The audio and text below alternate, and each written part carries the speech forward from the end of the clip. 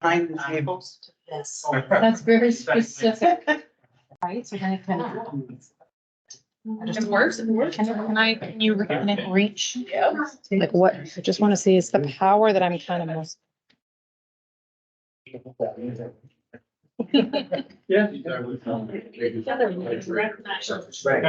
Yeah, so it's still. Yeah, it's. This isn't hard. There's a couple every Sunday. That's what I think I first saw. And then you've got one in the good store. And you're good. There we go. We just got our. Might be sweet. That's it. Even might. Garden technology. Yeah. Yeah. How's the sound? You guys are up there, in there, on the World Wide Web? Well, he says Candace, she's. Yeah. Bonjour, les mêmes musiques que je passe, mais qui can know that. And it's not a queen, me one, and I will not be in that. Trying me one, but ask you, Dunjwa, no one's wanting me one donut. And I would like to, first start before all other things with inviting, our elder from Curve Lake, Lorenzo Mita, to come and start us in a good way. I was gonna have a smudge for you when I was calling on the way in.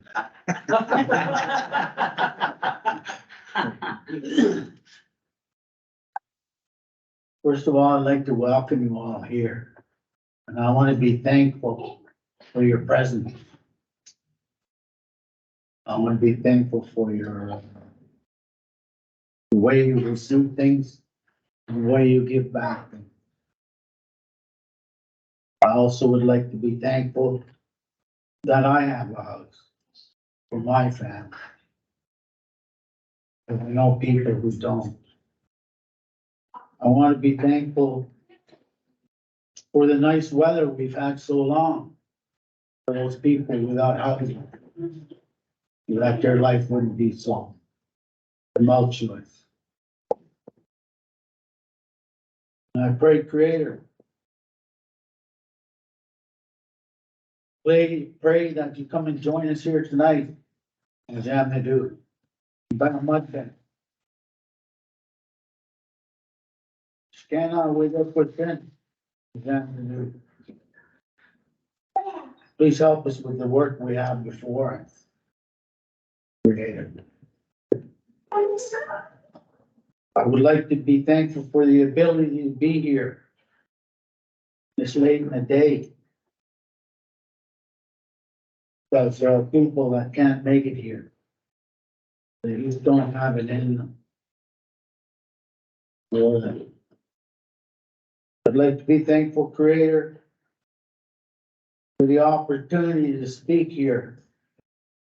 Because I see each opportunity as a time to contribute to what's going on in the world around me. Around us. I'd like to be thankful, Creator, for all that I have, all that we have.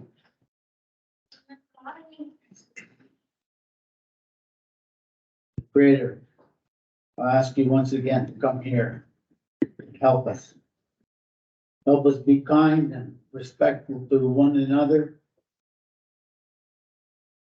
And help us to honor those who are offering knowledge to us. So at this time, Creator, at this time, I'm going to go and sit down, Creator, to join us, be here, and follow us home tonight. So when we get back to our loved ones, they are much in the same health as when we left them, if not better. Miigwech.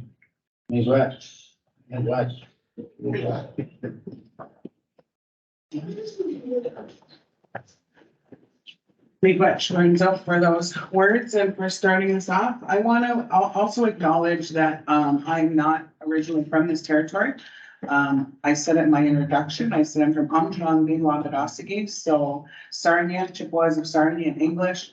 And Petoskey in English, which is northern Michigan, originally was Bimmaadiziwn, and they changed us to Polish.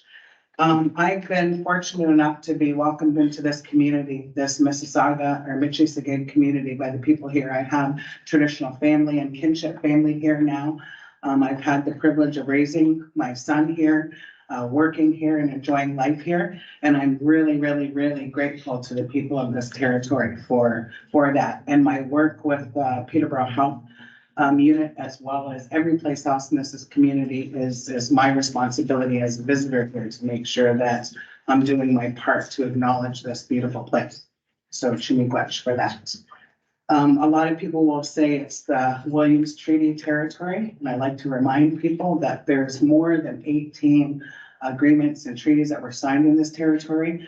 The Williams Treaty is one treaty, actually a handful of them, but it's not all that there is. And you need to learn about the people here. You need to ask them about this territory and be thankful for it. So Chimiigwech for that. At this time, I would like to invite Dr. Thomas, okay, he lives in called Thomas, up for a few words. Dr.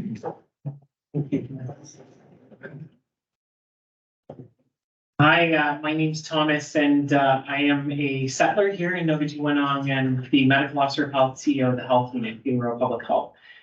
Really wonderful to see a couple of our board members, including our board chair, here this evening, and thank you to them for coming, and for all of you here in person and online. And I'm largely here to listen this evening and very much looking forward to that. And we have really incredible list of individuals and other resources, people with significant knowledge here in the community. And I look forward to the discussion tonight. I'll just share a few thoughts from my perspective as a medical officer of health on housing and homelessness, and in particular Indigenous health, which is disproportionately impacted by these challenges, these issues. I know as a doctor that shelter, housing is one of our most critical, most basic needs.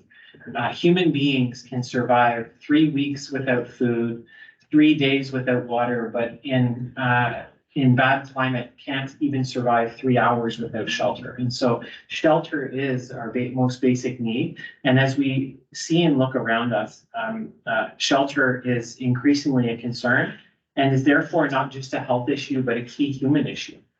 And we know that as our social safety net is inadequate to meet basic needs such as housing and food, the impacts on people's health is worsening. In this community in Peterborough, housing costs, the median cost of a house has quadrupled in the last decade, nearly quadrupled in the past decade. The number of people entering homelessness has outpaced the number of people exiting homelessness.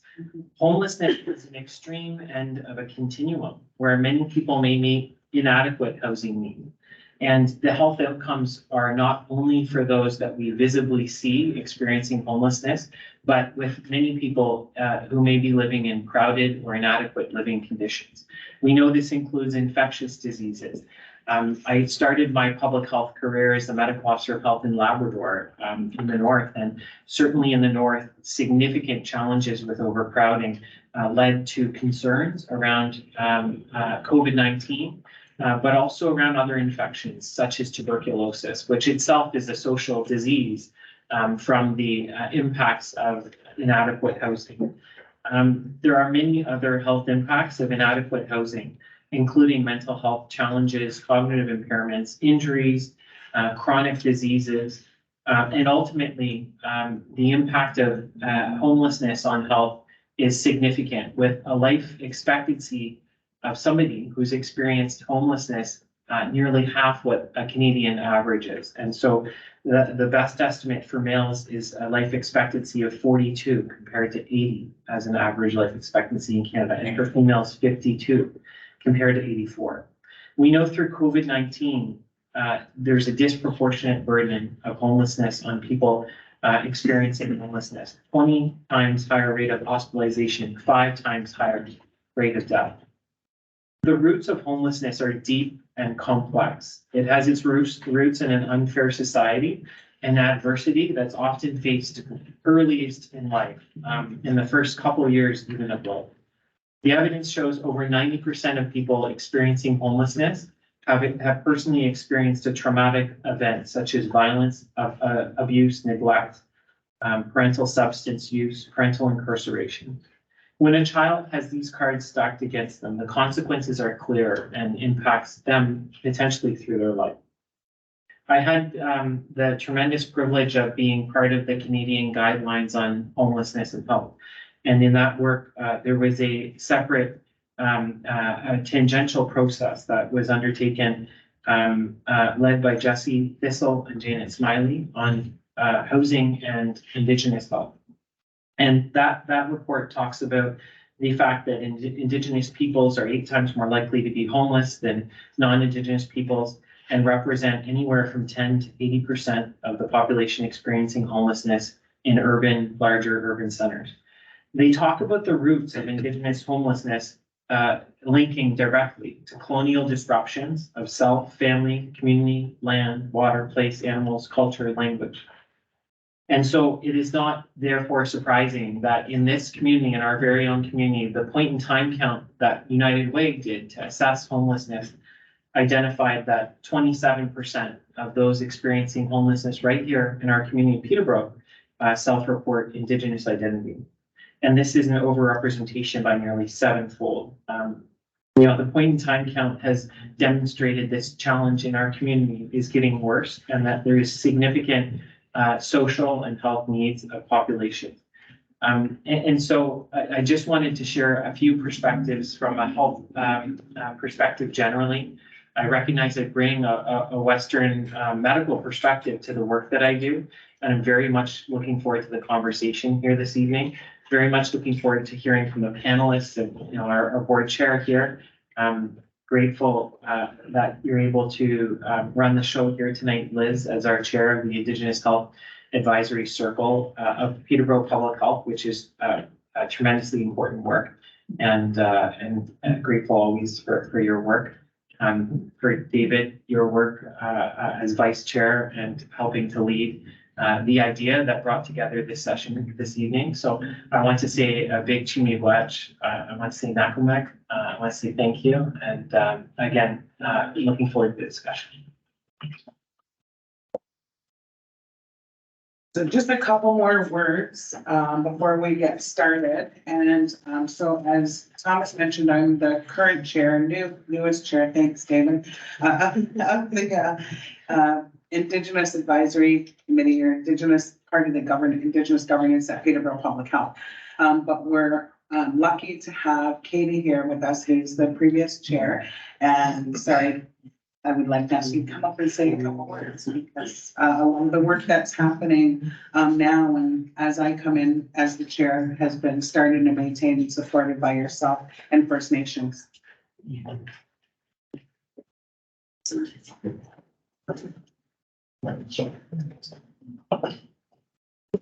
Viwech, Liz for the introduction. Wabshashi Dodem, Wigoskwe, Indigenous, Anishinaabe, and Gao, Hiawatha, and Dojwa. My name is Katie, or Catherine Wilson. I am from the Martin clan. My Indigenous name is Birchbark woman, and I am a citizen of Hiawatha.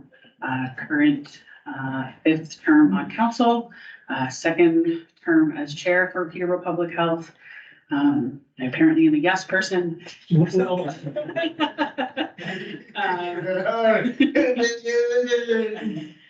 Very grateful to be here. Very important topic, very important for political, because we do strive to advocate for our citizens who live off territory. Our funding won't allow us to assist them with housing off territory, which is a problem since we did not create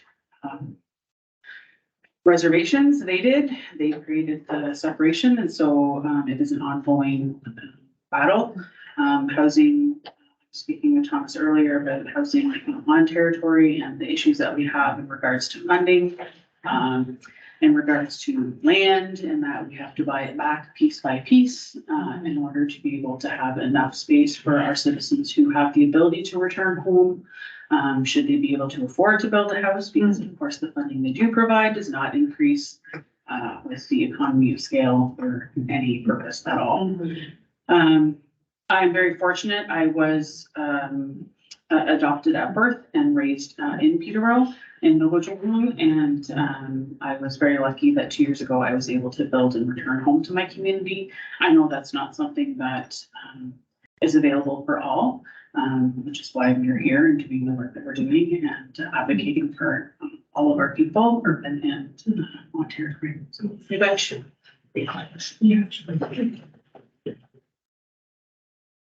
So tonight is our inaugural event, talking about issues that are important to Indigenous communities in Peterborough and the Peterborough region.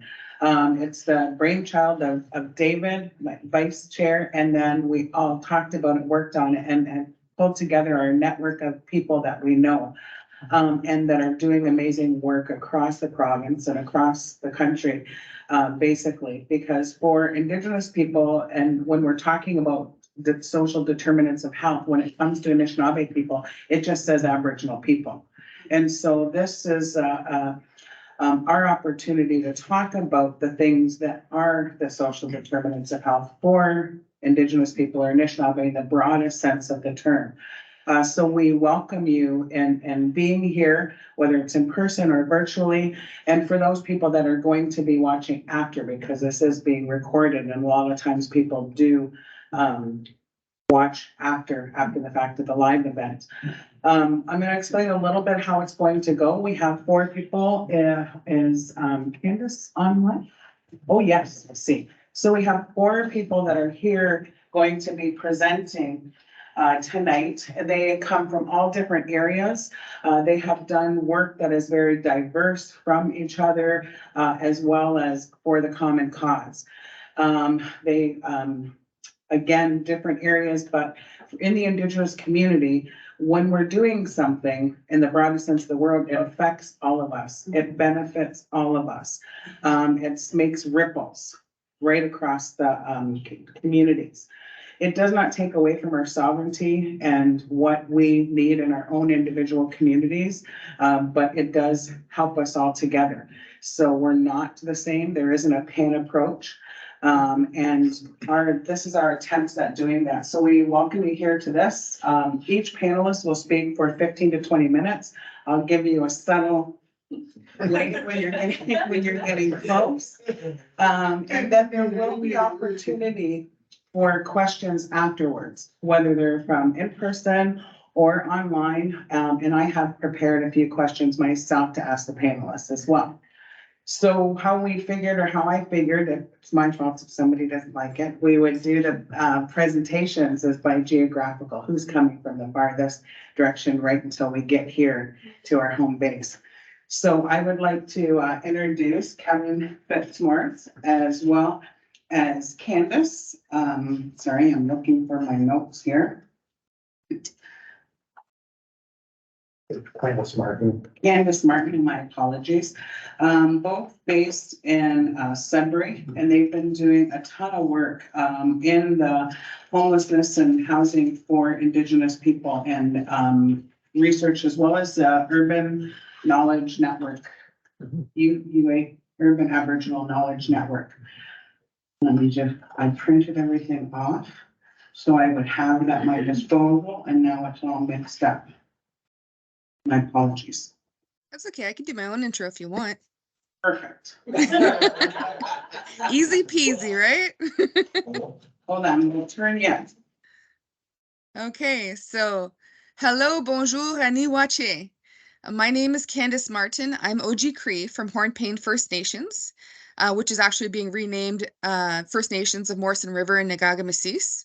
And I'm enfranchised into Fort Albany First Nations. So personally, I'm a third-year medical student at Queen's University and a single mom of a 15-year-old son and a veteran of the Canadian Special Forces. Sorry, he's 16. He just corrected me.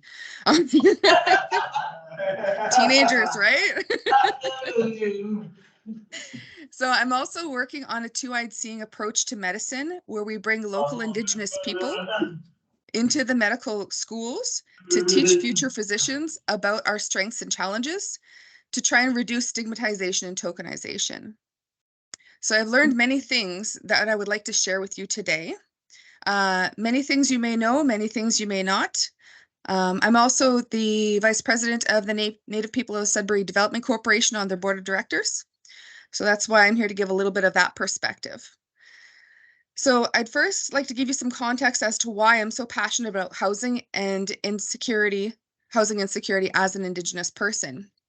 We learn about health determinants in school in a matter-of-fact way, where they say as Indigenous people, you are more at risk for diabetes, mental health issues, home insecurity, but they don't consider why when these are being discussed.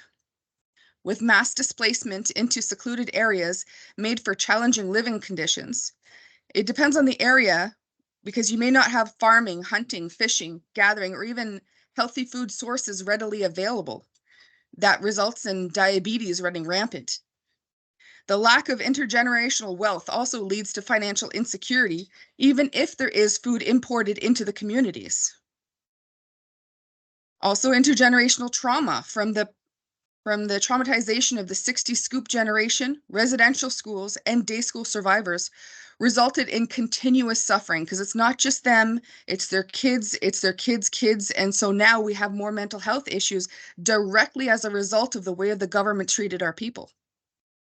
Most reserves don't have access to physicians regularly and may have to leave their community for care, only when it's deemed urgent enough to warrant an evacuation in some cases. Services options differ drastically depending on where you're from, whether you're in the city or you're in a secluded reserve. You may have to leave your community just to get blood work or x-rays or cancer treatments even, and then be forced to go back the very next day, which is not ideal medical treatment. While some might have access in town, because of the experimentation that has happened to Indigenous people in the past, there's a huge distrust in the system in place for the medical system as well as the government. So you'll see people waiting until last minute or until it's too late to make any easily remediable interventions. So people come to the hospital late and they come to the hospital worse. And I've seen this firsthand. So when they do get out of their community, they tend to be vulnerable for care and for accommodations, as those are just what is provided by the medical associations or the social services that are available to them. Often with no credit cards or emergency funds, they only have the cash that their band gives them or the services that are being offered at the time, which means if they miss their flight, they'll be stranded. And if they dispute with the hotel owners that they're being set up in, they're left homeless.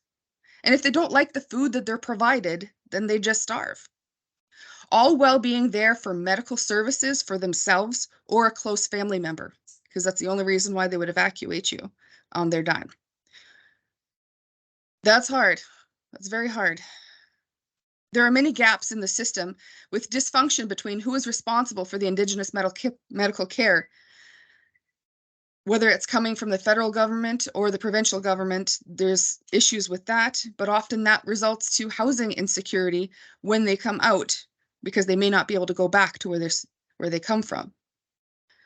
Our Indigenous people suffer from lack of housing greater than any other population for many reasons. Health inequities are often veiled as health determinants instead of the side effects of colonialism and systemic racism. So we need to do better. And funding services like geared to income housing can not only save healthcare millions more than the actual supplements cost, but the cost incurred to the hospital is usually from unnecessary visits because people are just simply housing insecure. So they have nowhere else to go. So they come to the hospital and we're not going to kick them out, but they're having a bad day for various reasons. And there's nowhere else to go with all the shelters full and all the housing being lists for years on end. Housing aid would provide a safe environment for people to grow past the trauma that they have experienced. And as the Vice President of Native People of Sudbury Development Corporation, I am very much proud of the work that is being done by these types of communities, by these types of organizations to help our Indigenous people have somewhere to live. Because we're not starting from zero like everybody else. We're starting from like -10 when we're trying to play this game of life. So not only are you fighting the intergenerational trauma, you're fighting the access to food, but so is everybody else in your family. So if you do happen to be doing well, you still have to worry about your brothers, your sisters, your cousins, your moms, your uncles, your aunt, because as a community, we tend to be close and care about our family and worry about them on a very deep level. So it's really hard to get ahead when you're being held back by so many levels. So I wanted to bring up that conversation. I know it's really heavy, and I'm sorry we started off so heavy, but it is a very important topic that I'm passionate about, and I hope that it has been informative to everybody, at least a little bit of something you might not have known. If you have any questions about my two-eyed seeing approach to medicine project that I'm working on, I'm bringing local Indigenous people into the medical schools to try and give the opinions of the local communities so that the future physicians will know what we're going through so that they can be better. So I wanted to let you guys know about that, but also I really hope there's more funding options for housing later. Thank you. Miigwech. Miigwech, Candace. Kevin, you take 3 minutes, to introduce yourself too. Okay. So I'll introduce myself formally. So I was just going to say I do have a PowerPoint. I'm not sure where, but I'll introduce myself formally first. And so Ani Bojo, Kevin Fitzmaurice, Indigenous, and Swakamak, Nogajigwanang, and Dojaba, Jaganash, Inuichi, Nitsimama, Anishinaabe, Nini, and Dao. And so well, what I've said is I've introduced myself as Kevin Fitzmaurice. I've said that I'm living both in Swakamak, Sudbury, as well as Nogajigwanang, Peterborough. I've also introduced myself as a non-Indigenous person that walks with the Anishinaabe as an allied scholar. The reason I'm between places is I was, well, okay, I won't go there. I won't introduce myself too much. I am a graduate of the Indigenous Studies Master's and Doctoral Program here at Trent, and I spent the last 18 years up at Laurentian University of Sudbury in their Indigenous Studies program as a faculty member and chair at different times. And I've recently come back to Trent, and I'm in the process of transitioning. And so I want to thank everyone for inviting me here today. And I was asked to share some of the work that we've been doing in Sudbury, but also more broadly as well. And so I've focused this talk a little bit on, well, maybe I can actually get to the talk, and I have some slides. Let's put another slide down first. I emailed it before that. That's about an hour before. So. Oh, Yeah. So it should be in the email. oh, okay. I just think, well, let's just need a moment to get them up because, okay. Is this Sarah's login? I'm not really sure. Do you know who you sent them to? Yeah. Probably you. Was it on your email? Sorry. My email. Do you have it, David? Let's see. Sent to, sorry, Elizabeth. That's me. Do you want to send it to me? Can you forward it to Lena? For it? Yeah. Let's see. Yeah, my, You could just send it again. do you want to send it? Send it again. Sure. Please. Who do I? Somebody email us next. Keep that held out Okay. at PCCH SGIL. at SG. Yeah. Okay. PCCHU PCCHU. .ca. CA.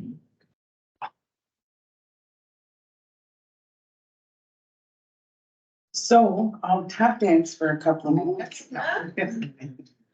One of the things that's really neat about this coming together is that I have had contact with each of these individuals, whether it's from afar or in person. And so a lot of these people here I've known for a number of years. Kevin, it's been about 20 years. Steve, it's been a lot of years. And 30, almost 30 years. And Gamamonik, since I'm about 13 or 14 years. And so for me, it's really beautiful to see the work that's happening and continuing to happen. Because working with Indigenous community, in Indigenous community, is tough work. It's hard work. And what we're talking about here is Mino Bimmaadiziwn, and how home contributes and is totally necessary for Mino Bimmaadiziwn. So is taking care of ourselves, that holistic care. And so for me, it fills my heart to identify that these people, I've known them for so many years, and I've known that because I've been through some pretty heavy things with all of them. And so it brings my heart joy to say that they not only know and have learned about, they've actually lived and contributed to their own healthy lives and healthy community to be able to continue to contribute and make a difference with Anishinaabe people and again, in the broadest sense of the word. So I'm blessed to share that and blessed to say that yeah, we've been through some crazy times together over the years with everybody. So thank you for coming and thank you for accepting the SEMA to speak and to share. And look at that. Good to go. Yeah. Thank you so much. That was amazing. And just make sure that it's working. In the way. Are we in the way? Nope, No. That's not. nope, I don't think so. Where do I No, go? you have to stay there. I'll just use it. Yeah, go ahead. Okay, perfect. Okay. Okay, so the title of my talk is Fostering Mino Bimmaadiziwn Housing, Home and Health. And David asked me to come and talk about current research, just to highlight current research in this area. And I also want to particularly mention much of this work comes, I've been on the board of Native People of Sudbury Housing, and which is the urban Indigenous housing provider in Sudbury, of which there's 114 urban Indigenous housing providers across the country, and it's part of the Urban Native Housing Program, originally run out of CMHC, but is increasingly being terminated. And so I'm going to talk about that program. And some of the recent impacts of the termination of that program. Those experiences on the board of Native People of Sudbury Housing have deeply informed the work that I've been doing, working with both Indigenous and non-Indigenous people, Francophone and Anglophone people in Northeastern Ontario on housing and homelessness issues. And so here's the talk. It'll be 20 minutes. It starts with a safe and affordable place to call home, Indigenous homelessness, urban Indigenous research in housing and homelessness, the urban Native housing program, and then making the shift. And so the first two slides I just wanted to talk about are coming out of the beginning of a national study of which I'm a co-PI. And what the intention of that study is to evaluate. So it's funded by SHRC and the CMHC, and the intention is to evaluate the affordable housing, the National Housing Strategy Act. And we've just begun that work. And we've just convened and we held a specific Indigenous housing and homelessness focus of the first conference. And here are some of the points that were brought forth. And the reason I'm including this, I think it well reflects the literature, the existing literature presently out there. And so the first is there is a range of overrepresentation, but on average, we're seeing alarming overrepresentation of Indigenous people in homelessness communities and homelessness populations with diverse experiences, including cultural homelessness. And it's often complex, intersecting needs relating to, and we've talked about this already, and I know this is, Candace spoke to it, and I have a feeling, Steve, and Karen, you're going to speak to this. Intergenerational trauma and the long assault of settler colonialism experienced by Indigenous people, relating to the residential schools, as well as overrepresentation in child welfare, the justice system, and a structured, systemic anti-Indigenous racism, poverty, and violence. And so David has done a lot of work on the long assault of colonialism, or particularly settler colonialism in Canada. And we see the direct impacts of that contributing to the overrepresentation of Indigenous people in homelessness populations. So that's the start, right? That's the start. And so, and what's required are supportive, holistic responses that relate to the whole person. So the body, the mind, and the spirit, where urban Indigenous homelessness connects to oppressive living conditions in Indigenous communities outside as well. So there's a connection to Indigenous communities outside of the cities. My work in particular, and our work in particular, has tended to focus on the urban Indigenous community over the last 10, 15 years. Some other important points that came up at the initial gathering was that CMHC funding of Indigenous nonprofits and the possibility of urban reserves, so that connection of First Nations communities specifically for housing First Nations members as an expression of Indigenous rights in the city, came out as a pretty complex conversation, actually. And the need for non-Indigenous allies in this effort, and the importance of a diversity of knowledge perspectives, including lived experiences, to break down the silos or the online echo chambers.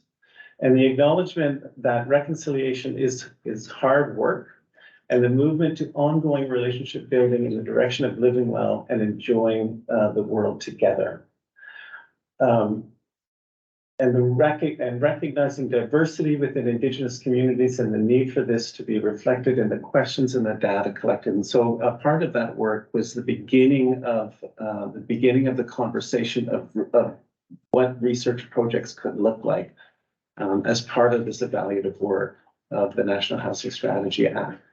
And the work coming out of, and the ideas coming out of, in Swakemuk, particularly Native People of Sudbury Development Corp, and I'm going to talk about it today, is the determination of the Urban Native Housing Program. And I'm going to talk a little bit about the details of that. And what is so alarming is that in the middle of a housing crisis, and a long-standing housing crisis in Canada, and with the alarming overrepresentation of Indigenous people in homelessness populations, the structure, the various policies and laws that are in place in providing and supporting the Urban Native Housing Program are actually leading to the termination of that program itself. And so it's part of the work that we want to do as part of this evaluative study. I just wanted to include this because I think at this point now, the social determinants of health, my understanding, was kind of new about 15 years ago, where we began to understand health and more in the larger social context. And as part of that, that growing awareness and understanding is growing literature on the ongoing assault of settler colonialism as a social indicator of Indigenous health. And now we're talking about it as, yes, we all completely understand that, but that wasn't always the case, right? And so in the literature as well, we see Indigenous health disparities and inequities despite socioeconomic improvements for some Indigenous people. And in the literature, we see a broad range of measures of disparities and inequities. But what I feel like there's some work coming out of Toronto with Smiley and Jesse Thistle, but there really needs to be much more targeted data on these realities is what I can tell. And what I wanted just to start off with the first few slides is some of the work and some of the data also generated over the last 10 to 15 years in urban Indigenous studies. And David and myself have been involved in a number of those studies listed on the top. And I just wanted to highlight, and it's kind of like setting the table, like setting the context for the conversation. And so we know now that the majority of Indigenous people are living in cities, that there are gains in employment and education and income, and an emerging minority of economically successful community members. And that there are urban Indigenous communities which are young, culturally diverse, highly mobile, and home to an increasing number of newcomers. We've seen over the last 10 years incredible growth rates, actually, of the urban Indigenous population. And some of our work focused in on Ontario, particularly Toronto, Ottawa, and Sudbury. That's where I first met Stephen. We did a case study on NamiRes as part of the Toronto Aboriginal Research Project. This was a really important finding from the Urban Aboriginal People Study, which was a national study, which David was part of. And a really important finding was that the city is considered to be home to the majority of urban Indigenous people, with some familial, ceremonial links to First Nations communities or communities of origin. And where home ownership is an increasing reality for urban Indigenous people. So it's really important in our work that we also highlight strengths, right? And that we acknowledge the complexity and diversity within Indigenous communities. And it's really important to recognize Indigenous home ownership in urban centers as part of urban Indigenous communities. And so increasingly, there's experience of transitioning out of poverty, and urban native housing services and urban social services or rent geared to income services like the Urban Indigenous Housing Program, and into home ownership. And so it's really, really important to acknowledge the growth, and I will talk about this as well, the growth of urban Indigenous social service organizations and the incredible work that they're doing. And the incredible success that they're also having, and that these Indigenous specific social services are working. They're working to lift people out of experiences with poverty and homelessness.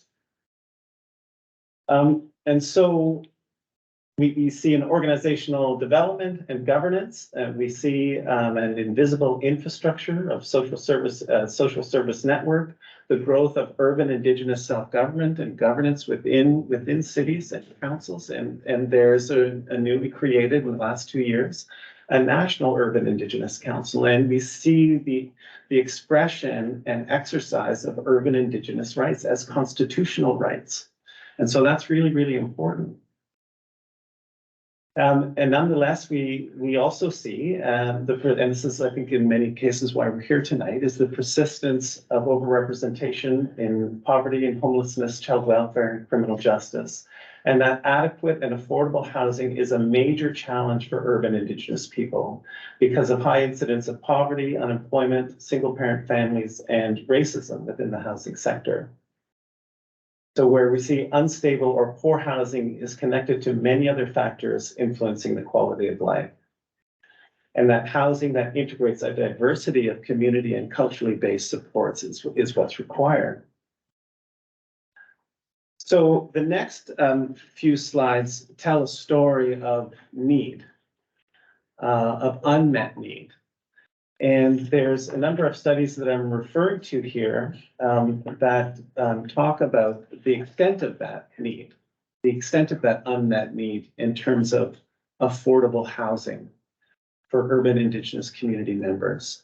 And so, and the need, this particular one from the National Housing Association, their action plan spoke to the need to for 3,000 dwellings annually. So new housing development, a combination of new construction and acquisition, the need to preserve and improve existing stock, as well as the need for 1,000 new transitional and supportive housing spaces with ongoing support services. And I want to just highlight that point because we're in the middle of working with youth in Northeastern Ontario, Indigenous, non-Francophone and Anglophone, and we're halfway through that study. And we already clearly see the need for transitional residential shelter for Indigenous youth to help transition these community members to Native people of Sudbury housing as a rent geared to income housing service. Right now, that doesn't exist.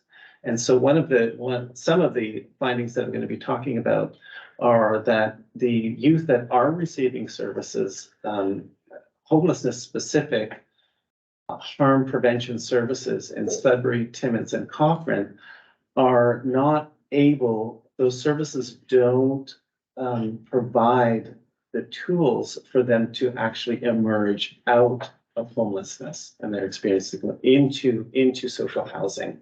And so they're very much stuck in these cycles of homelessness. And so I will talk about that a little bit more. Okay.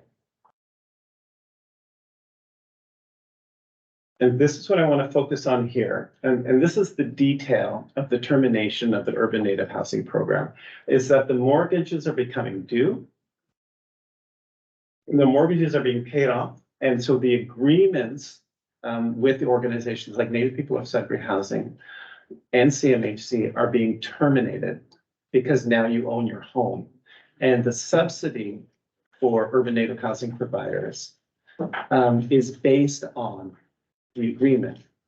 So without the agreement, there's no longer a relationship with the federal government and there's no longer a subsidy. And the result of that is that rents then, in order to break even, rents need to be raised.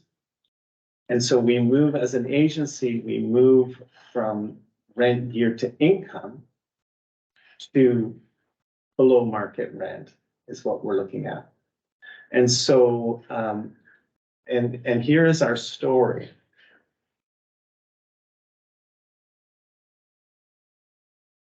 And I'm going to go to,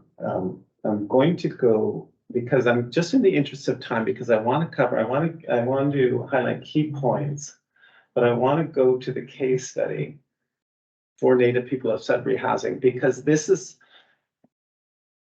unique to Sudbury or Swakamuck, but similar experiences are happening across the country in terms of urban Native housing providers in cities across the country.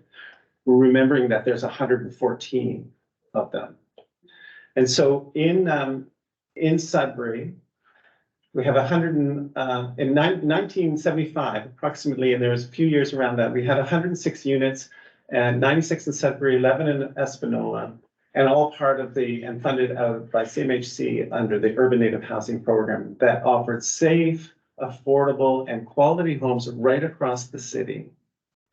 And they were purchased and built in 6 phases. And so the idea is to counteract racism and to build community and culturally supportive Indigenous housing as an expression both of Indigenous rights in the city and Indigenous governance in the city. And as a contributing part of the larger institutional development in cities across the country and contributing to the growth of urban Indigenous communities as well. And so at this, and most recently, we've had, there's a significant unmet need. where our waiting list, and this is current as well, our waiting list is approximately 3 years for our waiting list. So, and this is where Indigenous people are significantly overrepresented in homelessness population. So approximately 9% of Sudbury population self-identifies as Indigenous and make up 42% of the homelessness population. In the making of the shift study that I'm involved in, presently it's 55% of youth experiencing homelessness in Sudbury, Timmins, and Cochrane self-identify as Indigenous. And so what our first experience with the termination of our operating agreements was that we had to raise the rent, and we displaced the tenants of those units. And so as an urban native housing provider, we then contributed to their precarity and the possibility of their homelessness. And so I think as an organization, I think it's fair to say that we panicked. And then all of our remaining mortgages and all of our agreements were terminated in 2020. And what happened is we advocated politically. We worked really hard to raise awareness about this. I spoke about it wherever I went. We all did, right? At conferences, at political forums. And then the city stepped up. The city stepped up and offered temporary relief for us to maintain our subsidies and maintain our operating practices as community and culturally based. However, and this is not to blame them, because they needed to operate within their own context of policy and law. And what that is the Ontario Housing Services Act. They attempted to slot us into the Ontario Housing Services Act as a social housing provider, not an Indigenous social housing provider. The word Indigenous doesn't presently exist right now in the Ontario Housing Services Act. And so we fought them. And we're still in the legal battle with them to be able to practice and to do our work in a way that we're accustomed to and in a way that won't in any way harm our tenants. And so this is an ongoing struggle that we're having, and it's now taken the form. So the city stepped up, and then the federal government stepped up in terms of the Canada-Ontario Community Housing Initiative called COCHU, so that we could maintain our subsidies, social supports, and our prior operating practices as an urban Indigenous housing provider. However, the legal disputes are continuing. Because presently the city does not have an Indigenous urban housing provider legal context to work from. And so we keep having these disagreements and lawyers keep getting involved. And so far we keep getting our way. You know, that's where it is now. And so we talk about that as colonization through devolution of the relationship of funding from federal government to the city through the Ontario Housing Services Act. And so there's a risk of a loss of the rent geared to income Indigenous housing in the middle of a housing crisis. That risk continues because that funding is now year to year. We no longer have an agreement. We have a year-to-year arrangement. Am I running out of time? How am I doing? Okay. The other project that we're working on is called Making the Shift. And it's a national study to end youth homelessness in Canada through prevention measures. And so I think what I want to do here is I want to go right to the end of this. I'll close now on this on 3 points. And we just finished a year-end report. And one of the questions of the report was, what are 3 things that you would like policy makers to know about this work, coming out of this work? I will say this is a community-based research project. We have 20 community agency partners in the Sudbury, Timmins, and Cochrane. we're interviewing 120 youth over a 3-year period. So we're interviewing them 4 times, initial and then follow-ups. So it's a longitudinal study. It's Indigenous, non-Francophone, Anglophone. And the 3 things, those are community partners, those are our range of definitions of homelessness. These are some of the findings, but the 3 things that I would like you to know, or I would like policy makers to know, is that youth who are experiencing homelessness in our community are doing so through no fault of their own. These 3 paragraphs come directly from our preliminary reporting and findings.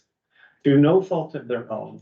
Many are leaving broken homes at a young age, have a disability, or they are aging out of institutional care and do not have the necessary support such as housing, food, transportation, and care that all youth need to attend and succeed at school, work, and to live a good life. We have collectively allowed our governments to turn their backs on youth in need in our community. There are presently no services for youth that are experiencing homelessness in Sudbury, Timmins, and Cochrane, which can help provide the basic life supports to lift them out of homelessness. We go around with outreach workers, our research team, and they get socks, granola bars, they're invited to a meal, right? They have to find their sanitation, they have to find out, there's nothing available in our communities that can actually help transition, right? Transition out. The services that are available attempt to meet very basic needs of food, water, and shelter and function to maintain their homelessness. And just lastly, youth who are experiencing homelessness in Sudbury, Timmins, or Cochrane are working hard to find housing and exit homelessness, but they are caught in a daily struggle to meet their basic needs. Over time, they are becoming increasingly worn down, sick, and many are feeling overwhelming shame, despair, and homelessness. Many youth experiencing homelessness in our communities are dying. We've had 5 of our research participants die within the last year and a half. I've never been involved in a research project where this has happened with our participants, right? And as adults, and I really feel strongly about this, well, obviously I do, as adults in our community, we are neglecting our youth when they need us most. We need to get involved and do so much more. And so the last thing I'll say is we worked on the building of that shelter, which is the key recommendation. And we ran into all kinds of incredible roadblocks. And we were meeting regularly with CMHC to do it. And it's presently stalled. But that's a clear need coming out of this work, and we'll continue to keep working on it. Yeah. Anyway, you go ahead. Yes, thank you very much. Candace, we're talking about the important work that you're doing in the Sudbury area and region, because it is happening across the province and across the northern part of Turtle Island. Next, we're going to have Steve Teekins talk, and Steve is the executive director of Bimmaadiziwn's residence in Toronto and has been for a number of years. And the work that he does is priceless and totally needed in Toronto. And it has, although it says Native Men's Residence, the scope of the work that happens there is way beyond just the residence. And some of you may have been to the powwow that happens every year in the city that tries to raise money for the work that happens there. And the work that they do as well is integral to maintaining health within the Indigenous community, whether it's through the COVID-19 pandemic, or with mental health and addictions, or housing, or the criminal justice system, or any of those things. So thank you, Steve, for coming, and we look forward to hear what you have to say. All right, well, thank you, everybody. It's nice to be here in Peterborough. I have to say, in my drive-in, whenever I go to different places, I drive around and check this place out, and I was disappointed to see the tent city up the road. I didn't think that was here. And it's disappointing to see the people that were homeless, you know, downtown area. I thought that it was much better here than it is. I'm disappointed and shocked. It's coming from Toronto, you see homelessness all over the place. So, Nami Res has been around for 40 years. We just celebrated our 40-year anniversary this year. And initially started as a service that operated temporary emergency shelter for men who needed a place to stay. Over the years, we've really grown leaps and bounds. And I'm going to talk about housing, but I'm also going to talk about our public health response that emerged during COVID. And I'll try to tie it all in 20 minutes. So, yeah, it works. Okay. So, this is the first housing project we did in Toronto. We did this project in 2010. It's 2 houses and it's 22 units of housing. It's in Parkdale. And when we did this construction, we finished it on time and on budget. Imagine that. And, you know, we did get a lot of practice and experience doing construction and doing these big builds and working with architects and so on through renovating the 2 existing shelters that we have. And both of our shelters, we renovated them. They were done on time and on budget. And one shelter was done under budget. And what we did with the surplus is we have permission with the funders to put solar panels on our roof to sell the electricity back to the grid. That sounded like a great idea at the time, but our calculations for selling the electricity back to the grid weren't quite as what we thought. But it was innovative. So anyways, right now at Nami Res, we operate a number of affordable housing. So the definition in Ontario of affordable housing is 80% of what market rent is. So let's use some round numbers here. So if rent in Peterborough was $1,000 a month for a 1-bedroom apartment, which I don't think it is, okay, didn't think so, then it would be affordable if it was $800 a month. Do you think some of the folks experiencing homelessness outside could afford $800 a month if that was a price? No, heck no. So affordable housing truly isn't affordable by the provincial government's definition. What we offer is deeply affordable housing.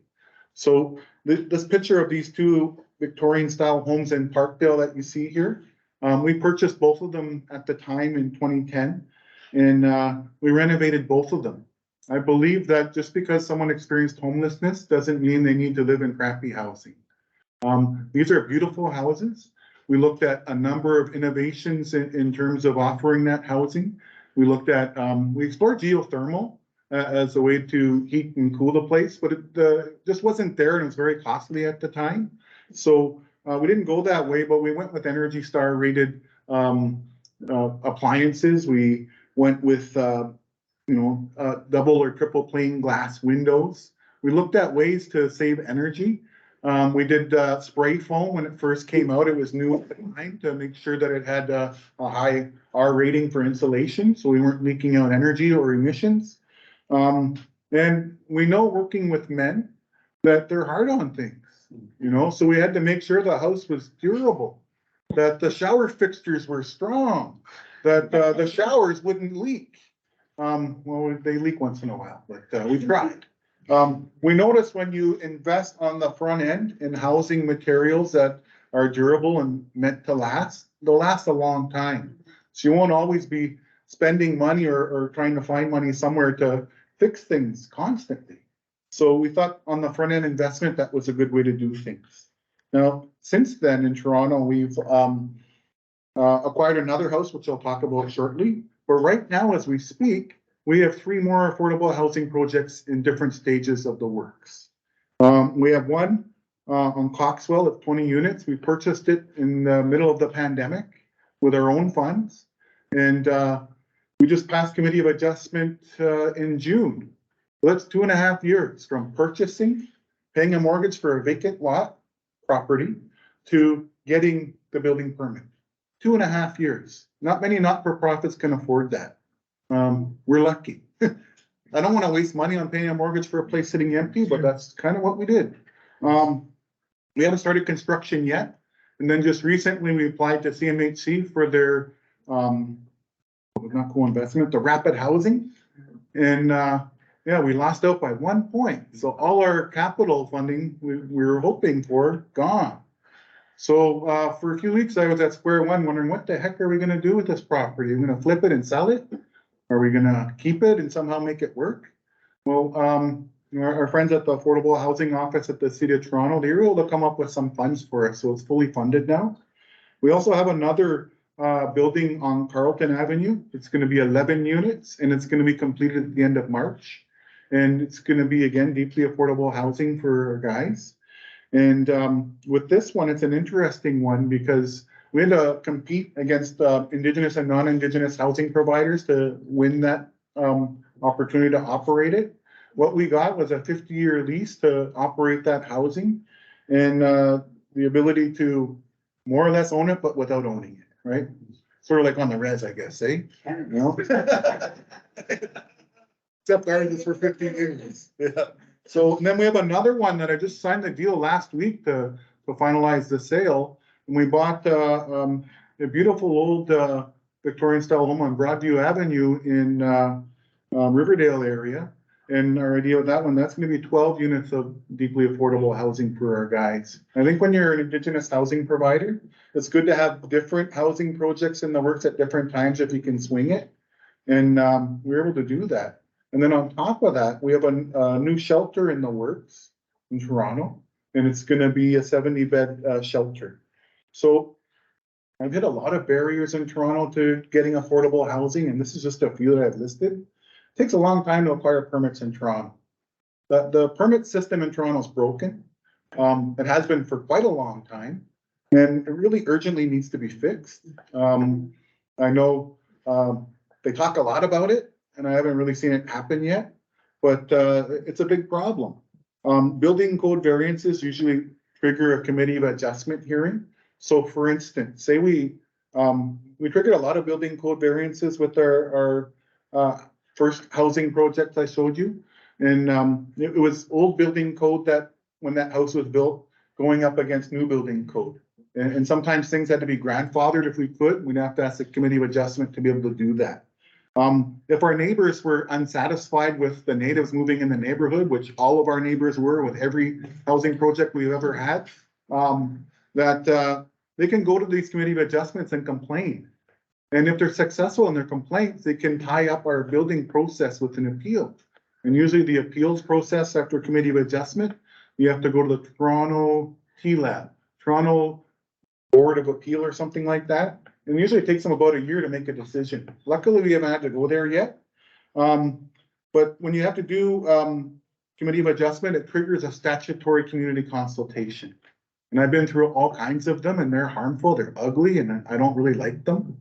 As an Indigenous housing provider, we always encounter racism from our neighbors every single time.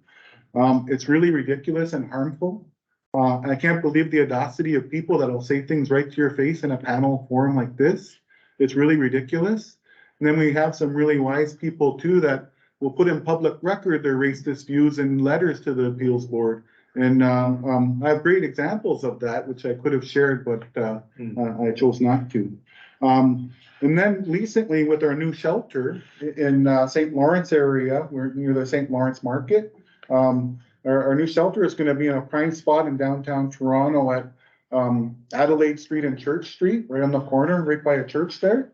And we encountered this new ridiculous notion of a heritage conservation district, where I had to do an appeals to the Heritage Preservation Board. Well, I didn't take it lying down. I didn't take any of their crap.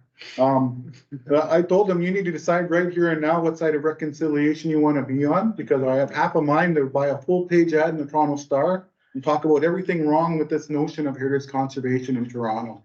Our heritage predates your heritage. And if you really want to see architectural heritage in this country, go to Europe, because they got it down really good and it's much older than ours.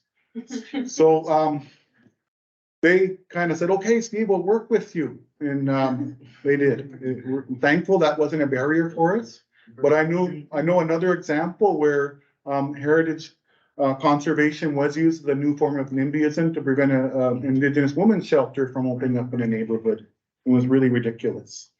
And then some of the other barriers is owning versus operating or leasing the property where you have the housing.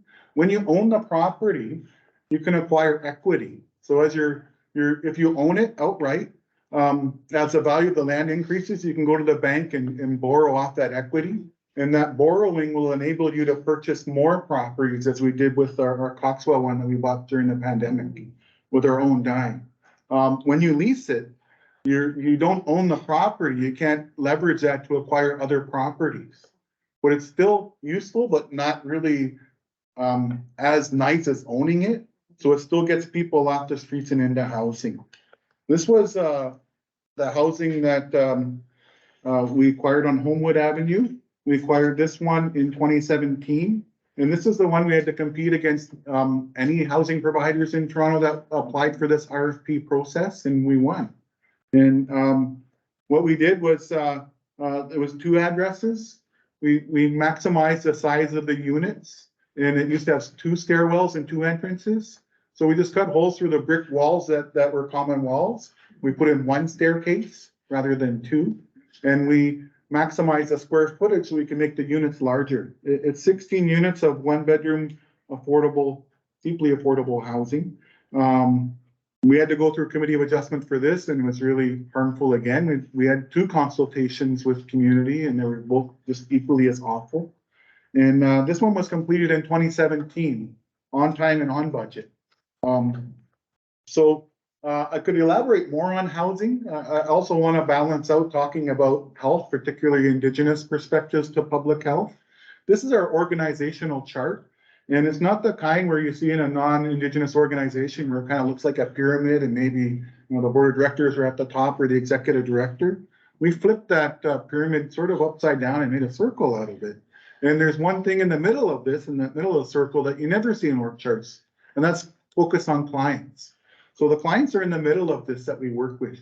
I know not every organization that works with people likes referring to the people they serve as clients, but I couldn't think of a better word, because we have tenants, we have residents in our shelters, and then we work with people that are outside homeless on the streets. So we have, I'm not going to go through it too much, but we have our street outreach housing services where our vans go out on the streets and engage with people that are staying outside that were homeless.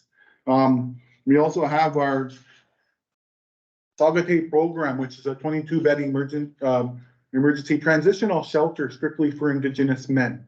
We have 5 beds there for Indigenous men leaving federal corrections. They're halfway house beds. We're the only Indigenous halfway house bed provider in all of Ontario, and it's only 5 beds. You hear about the overrepresentation of Indigenous peoples in corrections, but you never hear about the underrepresentation of Indigenous organizations helping them to reintegrate back in the community. And it's a huge problem. We're doing a study on this. I met with 2 federal ministers for community safety with our idea to expand, and it's gotten us nowhere.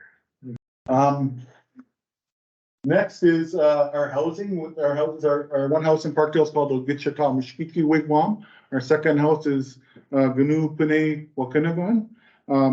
And that's our 2 houses I showed you.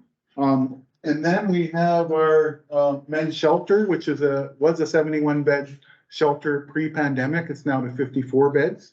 We serve Indigenous and non-Indigenous men. I'm very proud of the fact that we serve non-Indigenous men, because as Indigenous peoples to this land, we've been working with homeless people for well over 500 years. We're really good at it. And then also, we have our Mino program, which is an intensive case management program working with Indigenous men that have severe mental health and addictions. It's been around for 12 years. It's funded by, okay, I'm gonna skip. Anyways, that's our overview of our programs and services, our wraparound supports to help people remain housed. During the pandemic, we started a COVID response called Doje Mino Nesewanong, or the place of healthy breathing. It was a necessity. When COVID hit, Namirez was the second shelter in Toronto to have COVID. And at that time, I had a pandemic plan in place that I had updated, but it wasn't adequate because when we had 2 cases of COVID, we didn't know or have guidance on how to keep our shelters safe. I called City of Toronto's public health staff and no one could give me good advice. I talked to the City of Toronto Shelter Support Housing Administration staff and no one was working at their office. They weren't answering their emails. So I started talking to an Indigenous doctor, Dr. Janet Smiley. And I said, Janet, you know, we navigated COVID. We got through this really well. I imagine as an Indigenous organization experienced this on alone by ourselves. What other Indigenous organizations are going through. We happen to have a vacant building that we used to lease to Anishinaabe Health. And I said, it'd be really nice if we could use that space to have a COVID response for our community. It just so happened that she had a grant from Indigenous Services Canada to count Indigenous people in Toronto that had COVID, but she didn't quite know how to do it. So we agreed, let's get a COVID assessment center, a testing center up and running. We can test people. We felt it was imperative to do our own contact tracing because we know our community better than anybody else. It was a public health function and it was their mandate to do the contact tracing. But in Toronto, we knew it took them about an average of 10 days to follow up with a positive case. With us, we could pick and choose who we partnered with. And we partnered with several hospitals in Toronto. We partnered with Women's College Hospital, Sunnybrook Hospital, Mount Sinai Hospital, St. Mike's Hospital, and University Health Network. Mount Sinai Hospital did our testing results. Their lab was the fastest results in town, so we wanted to work with them. Women's College Hospital helped us with our IPAC setup because they were the best experts that we were told to do that. We partnered with Sunnybrook to deliver mass vaccine clinics for Indigenous community. At our little building, the maximum people we could vaccinate in a day when we got around to vaccinations was less than 200. So we knew we need to partner elsewhere. The Indigenous population in Toronto is somewhere around 90,000 according to our health count study. And we did really well. Now Adoja is shifting to do more of a public health response. We still do COVID testing and vaccines, but we also do, this was a number of vaccinations we did cumulatively as of recently. We did 10,000 doses of COVID vaccinations. And we partnered with a number of organizations, almost every Indigenous organization in Toronto we partnered with. We didn't see healthcare as a place where people had to come to us to receive it. We thought, no, it'd be more akin to our culture to bring it to the people. Cultural safety was a big factor, and we did it in a culturally safe way. We had a number of Indigenous physicians, nurses, and staff, as well as non-Indigenous to help us that were allied. And we felt that if we deliver health services to other organizations, that will borrow the trust that those staff have built with the clients to trust our staff going in. And once we build that trust, that you know, that they'll come to us eventually. So we're now morphing into a more of a primary healthcare response. And we put in a big proposal to the Ministry of Health, and I'm hoping to hear soon.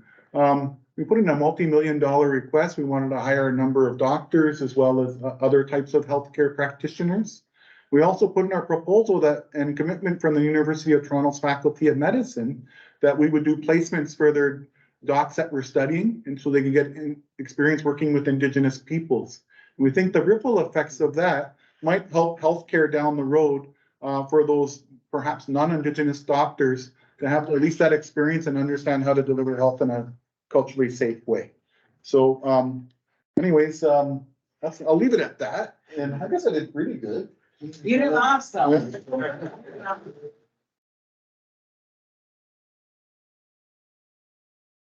I always get nominated for these hard jobs. I have to talk to you, but okay, wrap it up. So really thankful that we're able to hear about all of the awesome things that are happening in two amazing cities and in Toronto as well.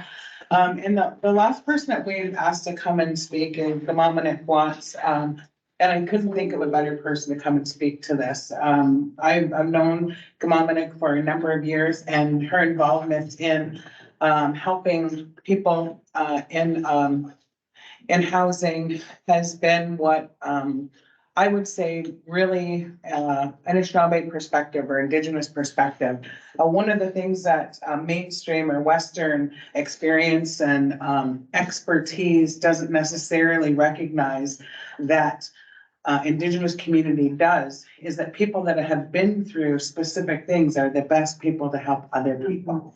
Right? A lot of times we'll prop up or Western or Eurocentric education, community, society, dominant society props up people that are experts, but haven't necessarily been through some of the situations. So it's hard for them to relate. And Indigenous community, and in the way that I was taught, is we lift those people up because those are the people that are able to share with their heart. And so, Gumamana, miigwech for coming.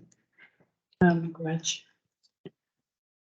If it's okay, I have to stand, like, I don't have a this is the PowerPoint. So, you know, I don't think you could see my writing. Yeah, there's no microphone there, but you won't need it. There's, Oh, I don't yeah. need no microphone. When I'm teaching, boy, I always tell my students, when you speak like you use your outside voice, like somebody's mowing the lawn beside you. And that really project your sound, right? So, Bonjour, Ani, Sego, Anse, Gamamonik, Indigenous cause, Wikomakong, Dunjaba. I have been living in Gojuanong, Peterborough now for, we did a little bit of math. I'm not very good at math, so apparently it's been 32 years. I was saying 30, but apparently it's 42. So I feel quite honored to be asked to come here, and I've been just listening intently because there's no flat surface. There's one. No. Okay, I'll do that. I thought what I would do tonight is share from both a personal and with lived experience and professional. And in order to do that, it's something I do when I'm teaching at Fleming, is I do share my story. And that's where a PowerPoint would really come in handy. But anyways, I was someone at the age of 4. I was removed from my biological family. We were living in Toronto, and I was taken by the woman who owned the house. There was a lot of violence and neglect and abuse, and well-intentioned non-Indigenous woman thought it would be better for me if I was removed from that place. And so she did so by doing it around the system. So I was never legally adopted, and there was no guardianship. They literally took me, they changed my name, and they changed my appearance. They moved to the other side of Toronto. So when I was old enough to begin asking some questions, they told me misinformation so that I wouldn't be able to trace where I was from. And so for me, when I think of the term home, I think of this idea of returning home. And I had no idea how I was going to get there, because I didn't even know who I was. I was being raised by well-intentioned people. The woman, by the way, Alice, gave me something that was so important at that primary time, and that was unconditional love. She couldn't have children of her own, and so she loved me as I was her own. Even though the way in which they did things wasn't legal and wasn't right, but for all intents and purposes, I know she loved me, and I was at her side when she passed from this world. And I feel fortunate to have been there. What she didn't know, that I was being sexually abused by her partner. And I was told many times that if I told, that I would be put back into worse conditions. And so my silence was something that was to for me to protect me. But what I didn't realize, and what probably each of you realize, is that when we hold things in and we don't talk and we don't speak, it builds and it builds and it builds. And so I carried the pain of the shame and the silence with me. And by the time I was 15, I was one angry girl. I was just uncontrollably angry, and I started lashing out. I remember the first time I picked up a cigarette thinking that was really brave of me to do that, right? Took me 25 years to beat that habit. But I really thought that, for me, for safety, I had to run away from home. And so I ran to the streets of Toronto, where I felt safer than I was in the home that I was being raised. And I was fortunate, I guess, to meet up with people who were, I don't want to call them a gang, because that term really holds a lot of negative connotation. They were a group of people, and they were as well homeless. We were the misfits, that old Christmas movie. We were all misfits, right? We all had our stories, and I was accepted, something I was longing for. I was longing to be accepted, and for who I was. And during the period of being 16 till I was 20, in those 4 years, I did a lot of panhandling. I couch surfed. I got menial jobs, got jobs in donut shops, and I think pouring drinks at Wendy's old fashioned hamburgers and stuff.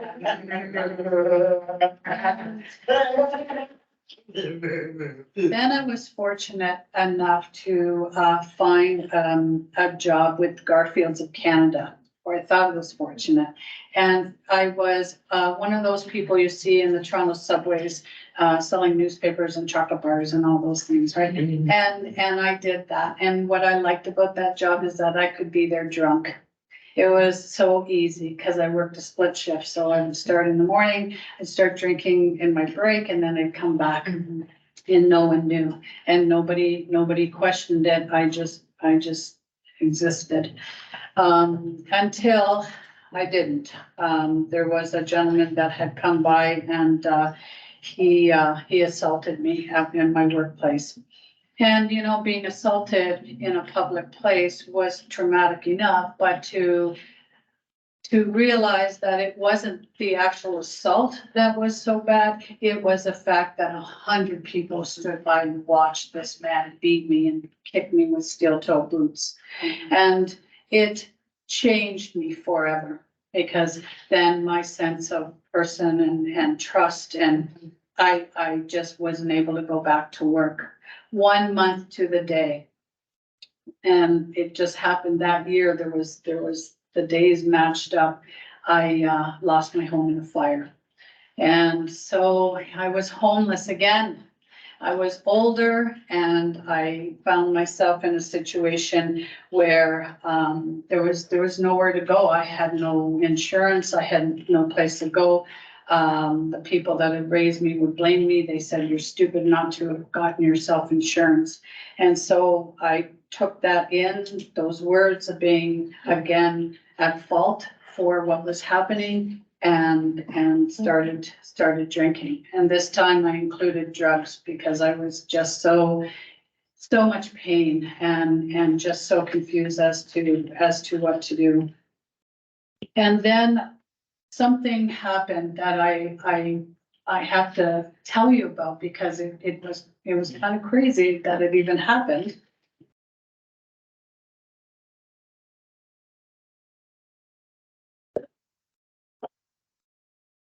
Since I couldn't go back to working at Garfield's, I applied to a temp agency, and they had me going to the Ministry of Municipal Affairs, and the deputy minister there was Indigenous.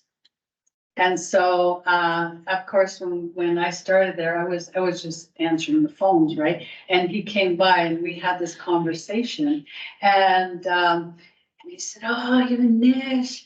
And he pulled some cords and strings and he said, I want to hire you, which much to his secretary's chagrin, she just disliked me something fierce.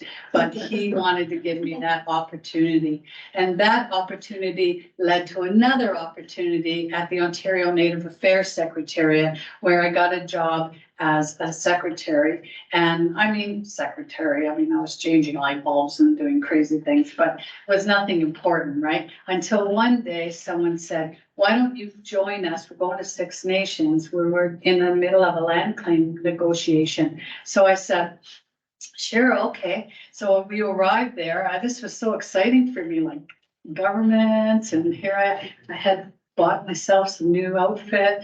And I get there and there was this long table and we all sat on this side of the table. And then all the representatives from Six Nations and walked into the room and they sat down. And I realized I'm sitting on the wrong side of the table. It occurred to me that I was on the wrong side and what was I going to do? So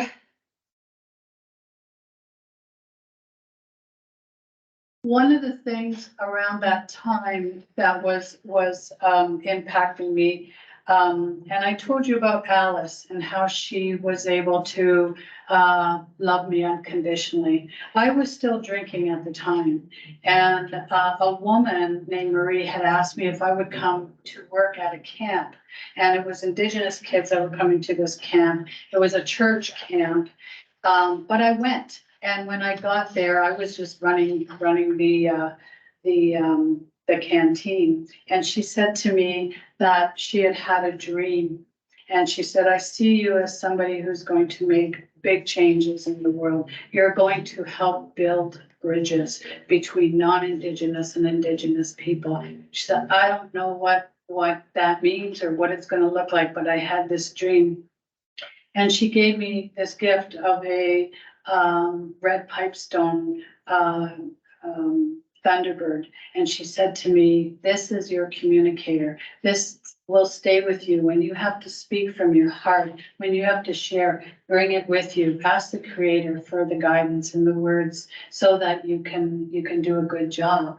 And I still have that communicator. I've kept it with me in my heart and with me always. I've lost it a few times and it always comes back. And I feel like it's that woman, Marie, she saw me. She looked past the alcohol. She looked past, for some reason, she saw something in me, a gift. And so from there, I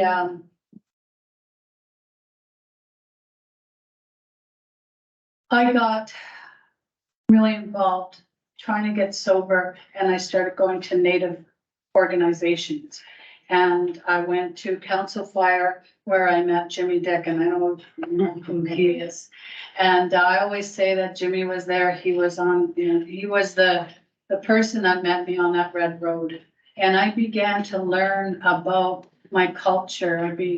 I was going to the Native Women's Resource Center. I was going to the Friendship Center. I was going around the drum. I was learning the ceremonies. I was going to elders gatherings. And for the first time in my life, I realized that there was a yearning inside of me to be a part of something that was so much bigger. And that's when I was fortunate enough to find out that there was a place called Peterborough, Ontario. Had no idea where it was, had no idea, but I found the Native program, and I went and met David Newhouse there, and he was my first teacher, and I got education. And I know my time is running out. There's so much more I could share, but I wanted to tell you, I think, just to wrap up, and what we're hearing here tonight is that there's always little things we can do. We might only be one person and we might only be saying and seeing something, but when we share that and speak from our heart, it might make the world of difference to one person. And when my spirit name was given to me, the elder told me, you're gonna spend your entire life getting bits and pieces from the world. And those bits and pieces will lead you back to home. And I finally feel that I am home. Very much.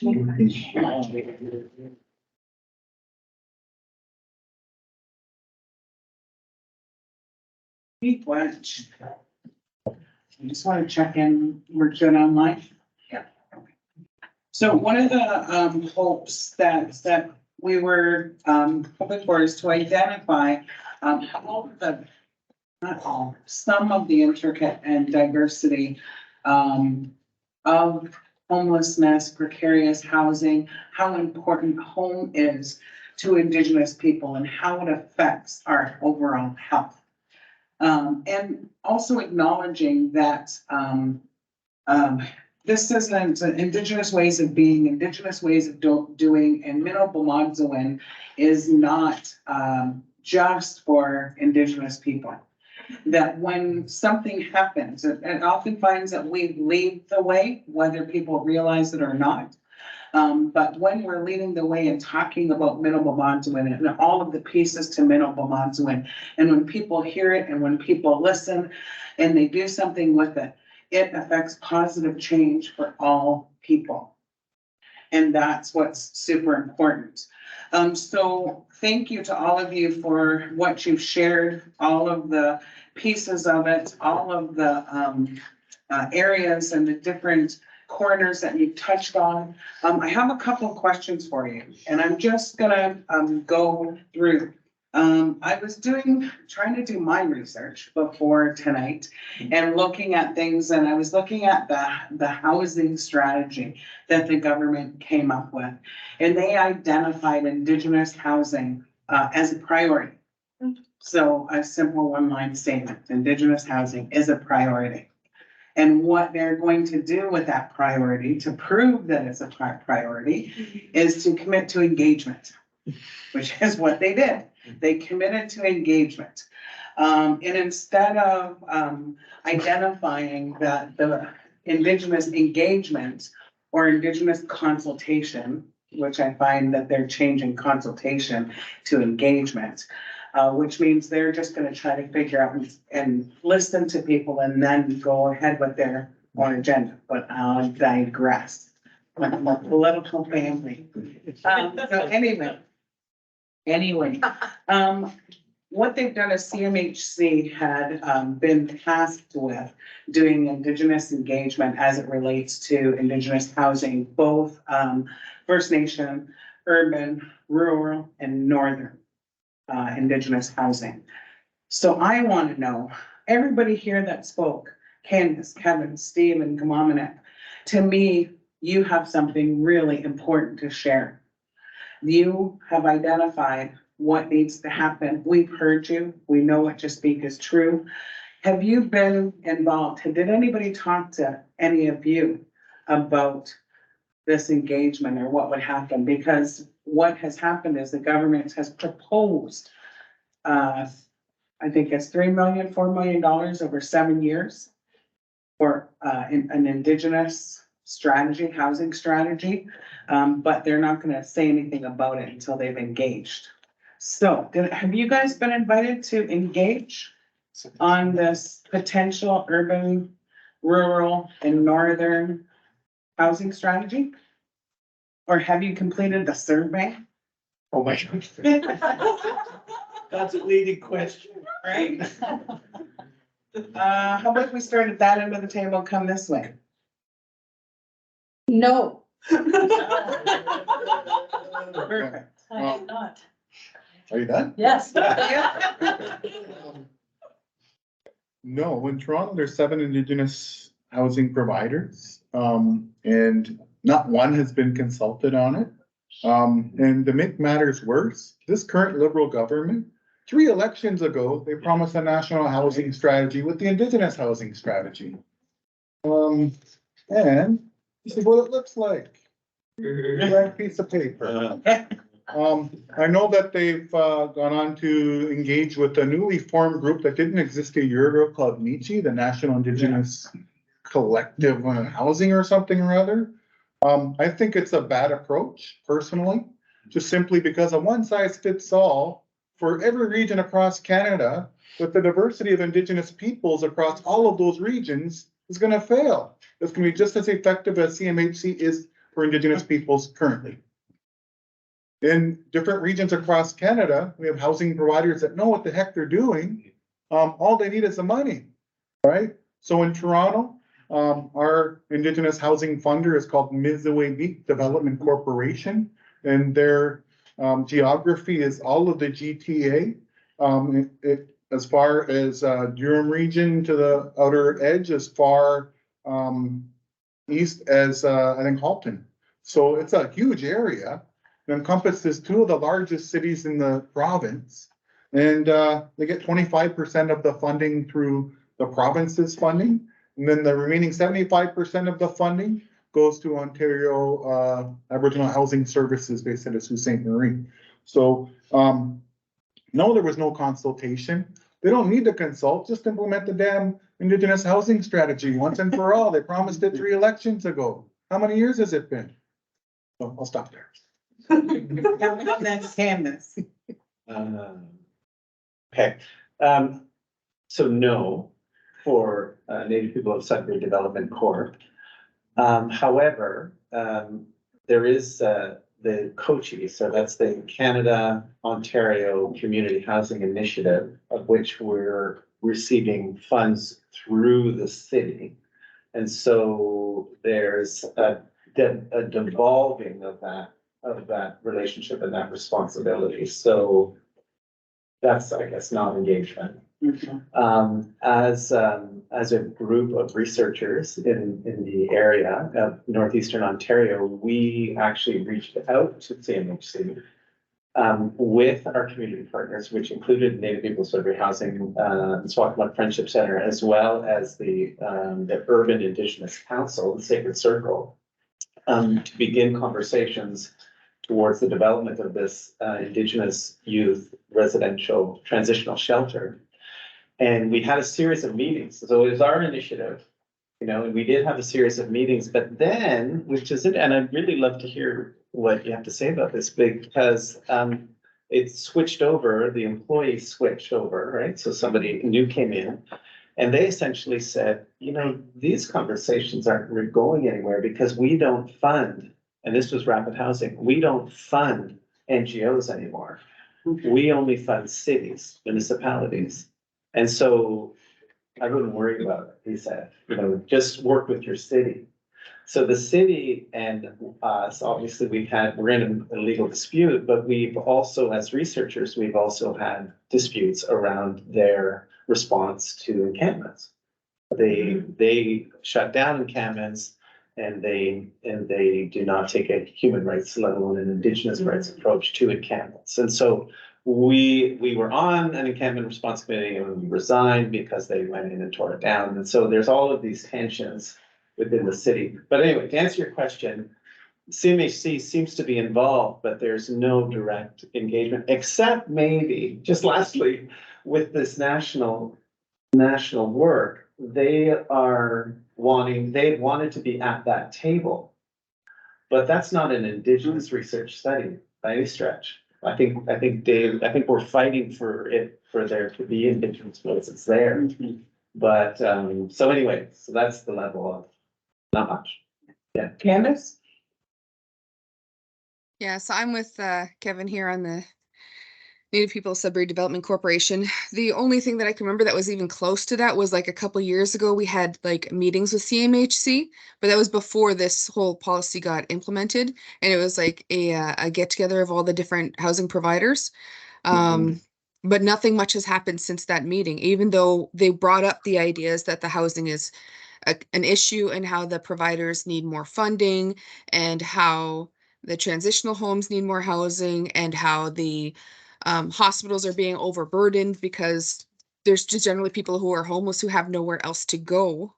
but they end up either in jail or in hospitals just for safety because it's trying to fight the elements. So they've known that this is a problem for a long time, but I don't know where it's going because it doesn't seem to be what they're saying it is right now.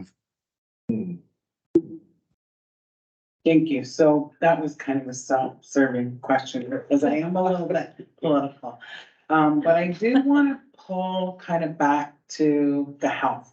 I want to pull back around to how important homes are to our overall health as humans and as Anishinaabe people. And I'm going to share very quickly that when I left home, a small town in southwestern Ontario, after coming from the States, from Detroit, and living precariously there as a little girl, one of the things that happened is I took off and went to Toronto. I went to a friend's couch. I was able to scrape together a little bit of money. I probably could have called home, but I was too proud to do that. They told me not to leave. They told me about those Toronto Indians and that lateral violence in community and how that is. And so I said, all right, you don't want me to go to Toronto, I'm going to Toronto. And I slept on a couch. And then when I was able to scrape up enough money for first and last, my first bachelor on Ontario and Gerrard, if anybody knows, I could see gardens. I slept on the floor of that bachelor apartment for 6 months because I didn't have anything. And it was Anishinaabe Homes in Toronto that gave me my first chance. And when I got my proverbial crap together, I applied for a job. I applied for, I think it was the Ray program, Bob Ray, was it back then? Or one of those governments that gave people a shot. A Native child gave me that shot because they applied through that program, and I started working at Mukayam, which was day sexual abuse treatment, and I started doing my own healing and my own work. So for me, housing was a really big part of, I was really proud of that floor that I slept on at the corner of Gerrard and Ontario Street in Toronto, because I could feed myself even if it was going to food banks. And I got my start, and look where we are now. Look what we're doing now. So for me, that's a really good, feel-good story. It talks about our resilience. It talks about our perseverance. It talks about our pride as Anishinaabe people. So I would ask you to share a feel-good story, whether it's your own or that of someone that you've helped. That of someone that helped you. When it was Francis Anderson, Anishinaabe Homes in Toronto, that basically said, here's a furnished room. You're worth it. Get off that floor at Ontario and Gerrard. Candace? Sure. So I have a fairly recent story of help in getting something that we want through help of community. So a couple years back, I was at Laurentian, woot woot, and I was working on my undergrad degree and applying to medical school. But what they don't tell you is that you need references from so many people. You need a community member, you need a teacher, you need other references like professional and personal references, as well as verifiers for everything that you're going to state for your whole med school application. So I had to go around and, like, as an Indigenous person, to ask for help is gut-wrenching. Because you're constantly told that you're less than or you're not worthy. So basically you're begging everybody to be seen as worthy. So I went around and asked everybody, and I got these amazing reference letters. And then I ended up getting into medical school. And that's not even the highlight part. When I was doing, I know it's pretty cool, but the highlight part was when I got my schedule for my clinical rotations. This week, actually, I'm starting neurosurgery, like my rotation in the hospital. And I can't help but remember, I used to clean floors. I used to be so hungry and have not money that when I was working in the service industry as a hotel maid, I would eat some of the food off of the trays because that's all I had. To know that with help from community members and a hell of a lot of effort, we can like build each other up to put ourselves in positions where we can not only help ourselves, but be in positions to help others too.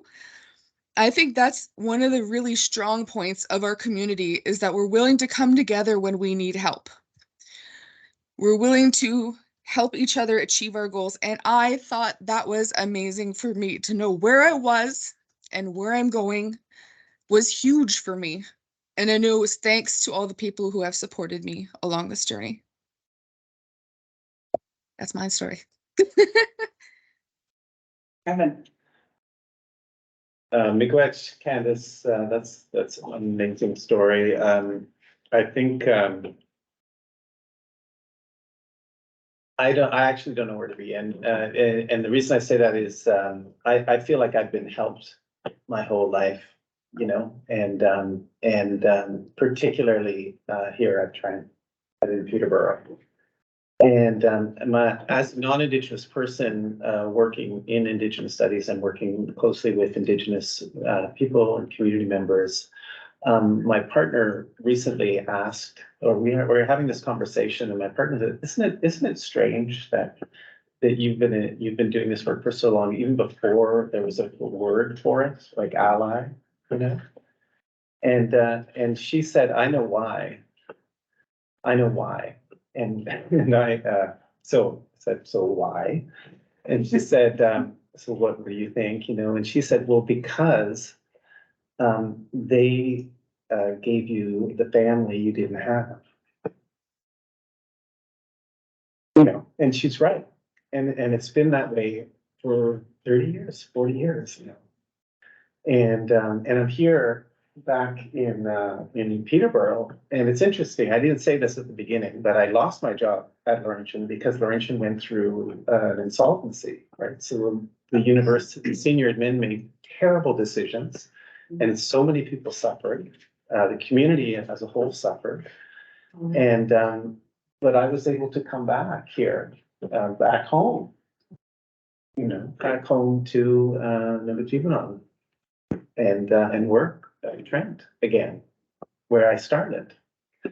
And that's because of being part of this larger extended family and all that means. So yeah, so I'm incredibly grateful. And the other, just the last thing to say about that is being part of this family and community has shown me how to be part of a family and community, which I didn't know before. And essentially what that means is to help people, right? As you are helped. And that's been the nature of the work and the nature of my life as a dad, as a community member, as just a human being. And so that's my good news story. Yeah. thank you. Mhm. Steve? Well, I was struggling to come up with examples because I have quite a few. When I thought in keeping with the theme of tonight around health was, you know, when a Doje Mino and we eventually got the opportunity to offer vaccines to community members, you know, we recognized we couldn't do a whole bunch of vaccines out of our place in a sustainable level. So I reached out to a professor I know at U of T. I said, "Hey, who can I talk to at the Faculty of Medicine or someone at U of T? I want to see if we can use Varsity Stadium to do a vaccine clinic, a mass one." And they put me in touch with somebody, and I guess he was a dean of medicine there, and said, "Steve, yeah, come on over. Happy to meet you. I'll show you around. If you want Varsity Stadium, we'll give it to you if you want. No problem. We even help. And but I'd like you to see our space. We have a COVID vaccine clinic that's underutilized, and we think it's great." And so I asked one of the doctors from Women's College Hospital, who's a infection prevention and control specialist, to come with me. And she didn't even say no. And, she came along and, I went to their student exam center, which was set up for a COVID vaccine space. And, it was perfect. It was beautifully set up. They, I never seen such a good setup in terms of infection prevention and control. They had the pharmacy department there, and they also offered nurses from the faculty of nursing. Through COVID, when we set up with Doge, Mino, and when we needed help, I wasn't afraid to ask, even though I didn't know them. And no one ever said no. No one ever. And I've never really experienced that before. And it was really incredible. I wish it could be like that all the time, but it was really inspiring, and it really helped our community a lot. And it helped forge those really good relationships with those institutions and faculties, and we still have connection with them. And sometimes when we're hiring, we'll ask, hey, any Indigenous students that recently graduated that you might want to, you know, introduce us to? And that's how we've been able to sometimes hire either Indigenous nurses or we get word about Indigenous doctors, so, yeah.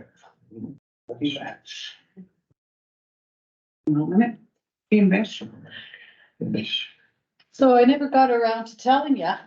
But I actually have been, I was a housing provider for Ontario Aboriginal Housing Services for 10 years.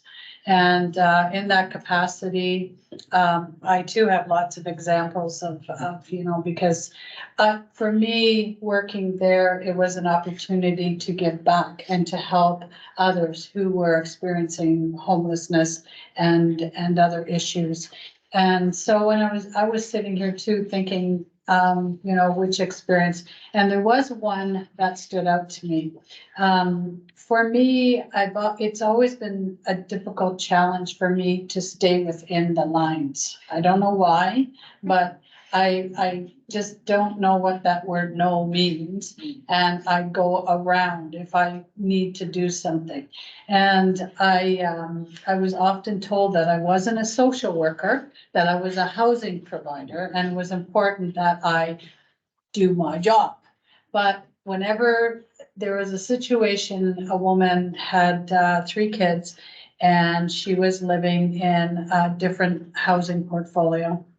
And she had applied to native housing. So at that time, the process was that I would, okay, I gotta take my pills. Oh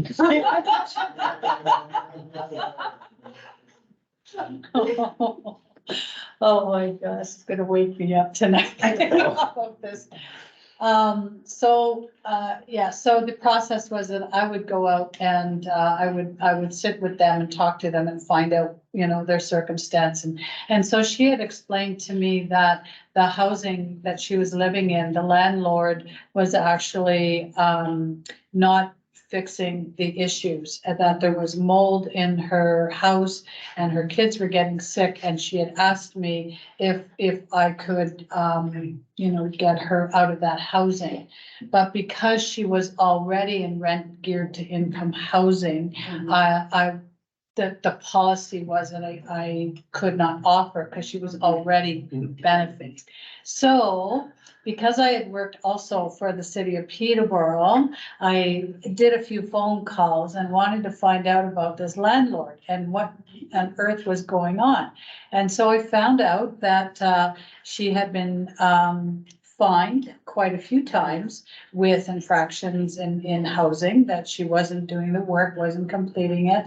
And so that for me built the case that I could bring and say, we've got to give this woman housing. We got to get her out of that situation and put her in our housing. And I won, and we got her into our housing. And I went to see her because we do an annual inspection. And I went back to her house, and oh my God, I said to her, like, this should be in the Better Homes and Gardens catalog. Like, it was gorgeous. Like she said to me, and it really touched my heart. She said, thank you for listening. And thank you for believing what I was saying to you and taking that extra step to figure it out what was happening. Because of you, now I'm living in safe, affordable housing. And that always stayed with me. So we've come to the end of the evening and I pride myself in almost being on time. Whether it's a meeting I'm chairing or an event or anything like that, but also making space for what needs to be said. So I'm gonna take my privileges facilitating and moderating tonight. And before I ask our elder to end in a good way, is to remind everyone, as I often do, that these are heavy subjects. These are hard subjects. And whether they affect you immediately, or a week from now, or an hour from now, or a year from now, they will affect you in some way, whether you recognize it or not. So it's super important to take care of yourselves. Super important to look at your life like a turtle. I'm turtle clean, best clean ever. You look around at your whole self and you make sure that you take care of yourself. Make sure you thank the people that are around you that make it possible for you to be here, for you to hear these words, and think about the people that aren't here and how you can spread those words to them. So, Chimiquetch, and I ask Lorenzo to come up and close for us in a good way. Well, I'm not gonna do it like George Jones. My name is Chimitigamish, and that means big oak tree. And I'm to behave that way. I am to take you in, give shelter. I'm there to provide shade and rest, food. It's all there. An oak tree. That's my name and that's what I have to live up to. Live like. And I'm telling you this now because I didn't earlier. So, I also would like to tell you that I've been homeless. And it's only on the back of settler people that I've been able to get a place to live. I had the income, I had the education. I couldn't get housing on reserve because of politics there. When I was going to college in Toronto, this guy and I were looking for a place. We couldn't find one. So I said, you go along tomorrow.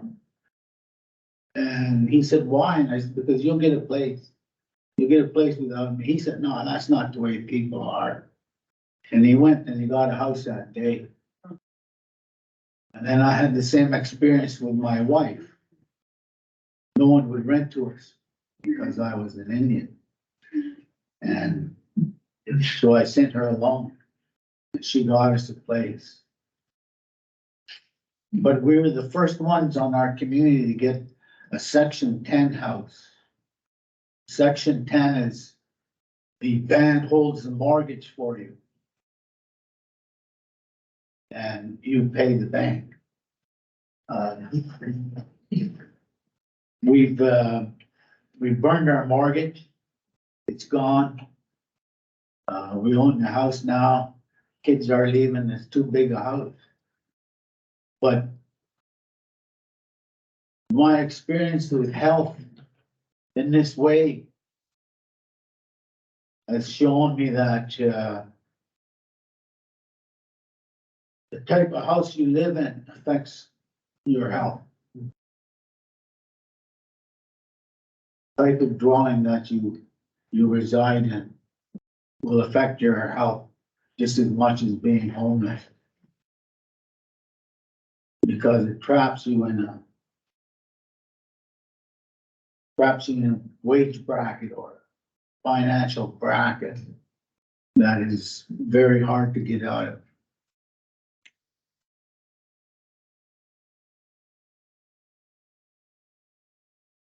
Our house when I was a little boy was a 2-room house. And there was 15 of us living in there.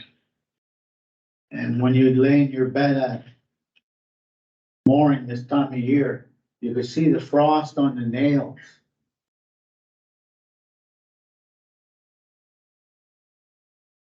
And you'd look up there. You wouldn't want to get out of bed, but someone had to make the fire. And that was my father. And he showed me that. You take care of things, things will take care of you. And so it's come to pass. I thank you all for being here tonight. And I thank our panelists for the sharing that they've done with us. That has been so personal, at times so intimate, and yet so knowledgeable at the same time. Miigwech. And I miigwech each one of you here because you bring to life what they are talking about. You support what they're talking about and presenting.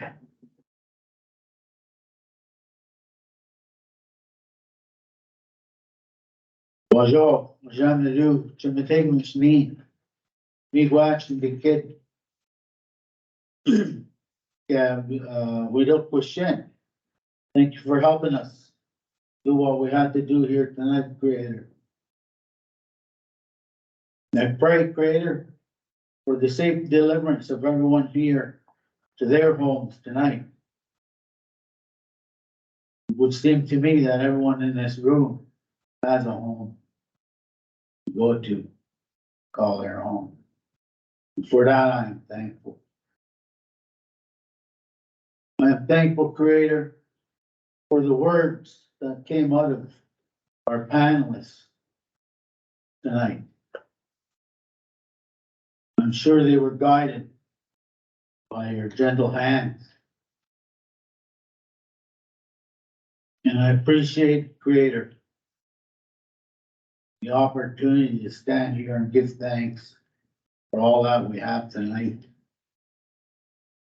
Miigwech. Miigwech. Miigwech. Miigwech.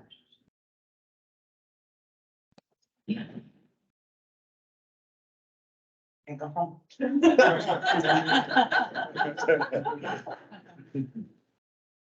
Yes, I can take this. I do have a couple of, yes, for you.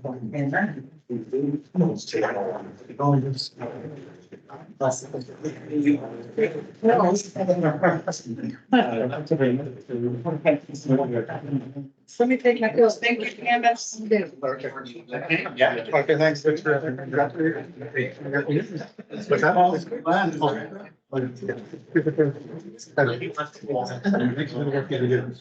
I'm done. Come along with it. People like you are all like, For you. Can you hear me, Candace? Please.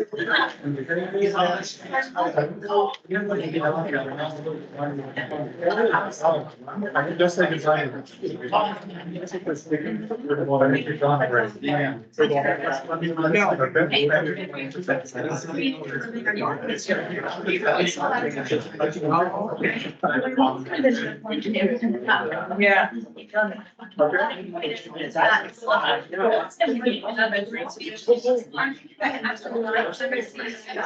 Yeah. There's one thing, it's not the government, they're not. And there's also, and then you have real. Yeah.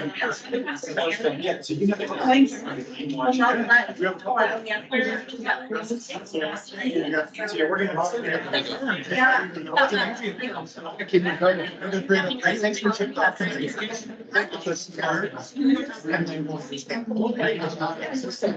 So that's.